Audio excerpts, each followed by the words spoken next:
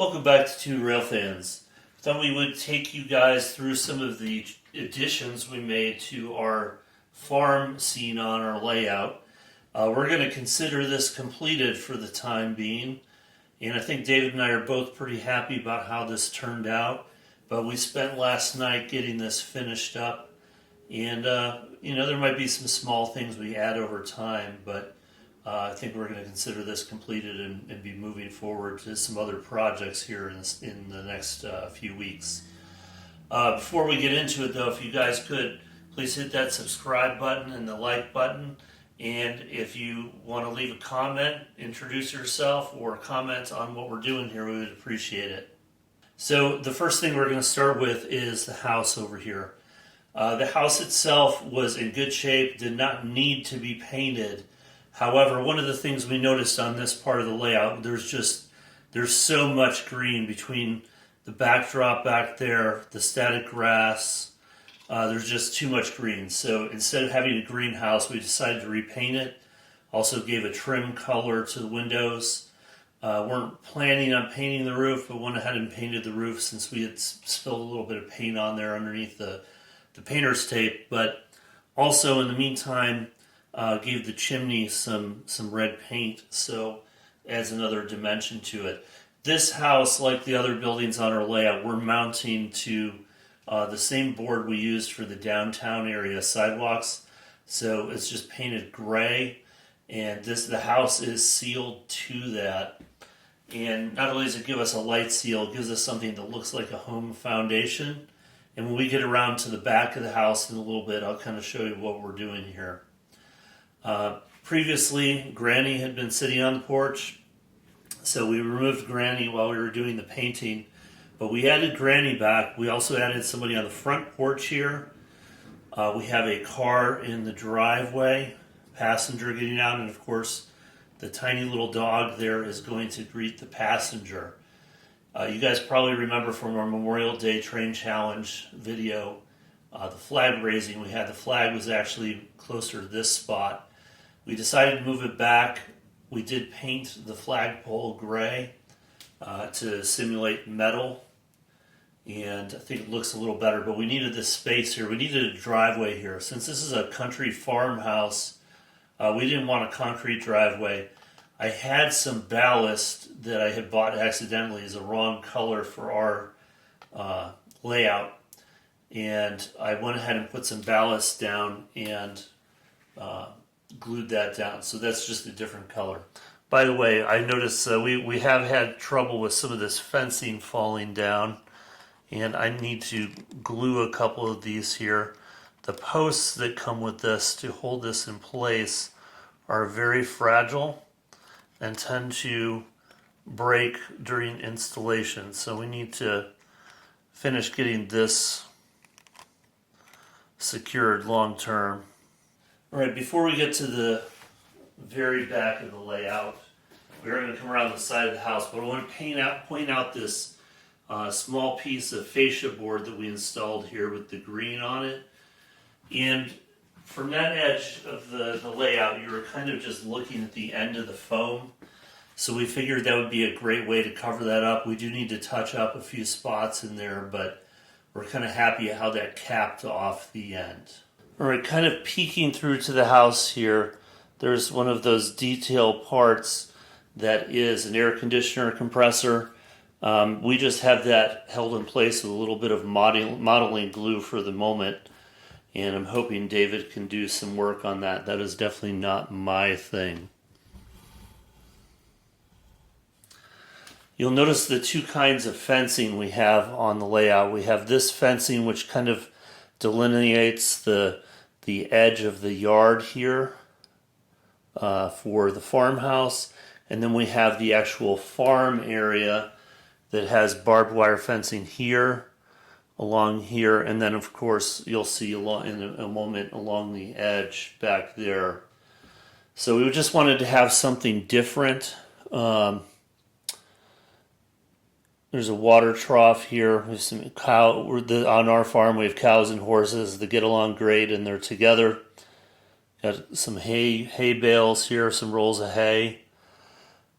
Cow up here. One of the things that this barbed wire is supposed to kind of help you imagine is that this piece and this piece are all part of the same property. Like I had mentioned in the first video, when you have a small layout, you need to kind of use your imagination a little bit with scenes that you might capture in the corner here and imagine how that might continue off camera in this case or off the layout.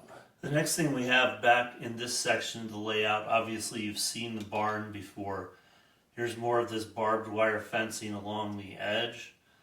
Comes all the way around. With both of these types of fencing, and these are Woodland Scenics products, it was kind of a pain to get them to stick in. All we're doing is going into foam here, but it was very difficult to get it to actually stick to the foam. So let's start with some of the details. We have some horses and cows back here again. You've seen the animals sticking out of the barn before. We ended up gluing them down. I just used the static tack glue that we used for the static grass. Didn't really need too much, just on the feet to hold them in place. We have a well water pump back here.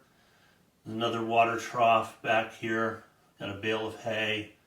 Our windmill that we had installed before. You'll see one of the farmers back here with a pickup truck with a bale of hay in there. We were going to try and put some tire tracks in here, but we figured this is all tall grass and you're just driving through the grass. Doesn't necessarily leave a long-term mark if you're not going the same exact place every time. We might try and figure out how to do that in the future. But basically that's our farm scene back here.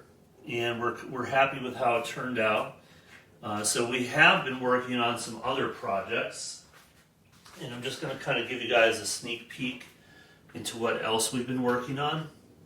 Alright, so back here on our mountain, and excuse all the mess in the middle of the layout here, but like I said, we're busy at work on projects back here.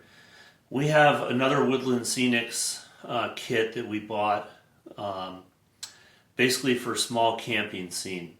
So you'll see back there we have a tent, we have a log with somebody sitting on it, there's a small campfire with somebody attending it with food over it, there's a backpack, and then you'll see another hiker coming in. And basically what we're going to try and build back here, we're imagining that little space between the foam behind the trees there, we're imagining that is a hiking trail, and that at the top of that hiking trail you come up to this scenic overlook camping area. That campfire we did not glue down because we are thinking about trying to make our own campfire with LEDs to have a cool campfire effect.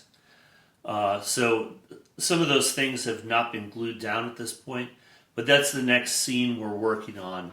So at this point we've been kind of trying to work on the corners over on this section of the layout. But there's one other section, and next week we should have an update on that we've been working on. So in this part of the layout with the houses down here, you'll see we still have the cars kind of just sitting here. We have 4 houses along here. We have taken all 4 of those houses out. We're building bases for them, and in addition to building the base, we are trying to seal it from light. So we're not fully taking those apart. So by hand we're just painting several coats of black paint on the inside, hopefully to keep the light in. In terms of the base, except for this one down here where I think we're going to do a gravel driveway, this is supposed to be our kind of overrun property. What we are going to do, if you could imagine, is have and this is all on the same piece here, have this same height here. So here's our road height. Keep in mind this building is pushed back because we have the access panel removed. Have a concrete driveway. This is all connected to the house. Then we have the basement or the foundation for the house. Some of them will have a small patio outside, a sidewalk going to the front door, and a space in some cases for a flower bed. So that kind of gives us all of that stuff built on one base. It gives us the ability to simply remove the base for each of these items, remove it, work on it, add details. Because obviously the back porch, for example, we might want to add some detailed parts in the future, like a table and chairs or a grill or something like that if we run across that. But it makes it very easy to remove that entire piece and work on it, or just swap it out for another building. So everything is going to be self-contained. So as you see here with the grass, we're not going to be doing anything else necessarily attached to this. Everything is going to be on the base, and then we'll have the grass exposed there. One other little funny thing, I'm going to hold this up to the camera. We'll see if any of you can see it. That is a cat. That was part of the animal pack that we bought from Woodland Scenics to get the dog for our house over here. And it kind of helped us decide what level of detail we want to go into our buildings. So for example, right here, if we have people or things outside, I think we'll do that. But it kind of made me decide personally, and thankfully David is on the same level of agreement with me right now. We don't really want to have crazy interiors on buildings because you're not going to see it. Even in HO scale, you're not going to see it. And this is probably as close of a view as you're going to get of some of these scenes. And we're going to spend our time driving trains, not putting our nose down in the layout. It doesn't mean we can't in the future, because we're leaving things set up so that we can do that. But for the time being, that's the level of detail we're going for. Appreciate you guys watching the video. Hope everyone has a great weekend, and we'll see you guys in the next one.